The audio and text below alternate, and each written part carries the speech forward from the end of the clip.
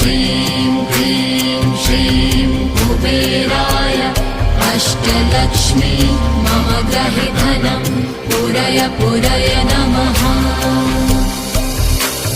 ॐ ह्रीं श्रीं क्लीं श्रीं कुबेराय अष्टलक्ष्मी मम गृहे धनं पूरय पूरय नमः।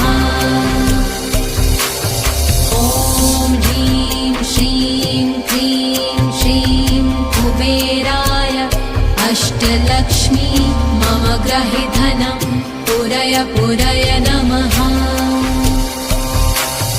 ॐ ह्रीं श्रीं क्लीं श्रीं कुबेराय अष्टलक्ष्मी मम गृहे धनं पूरय पूरय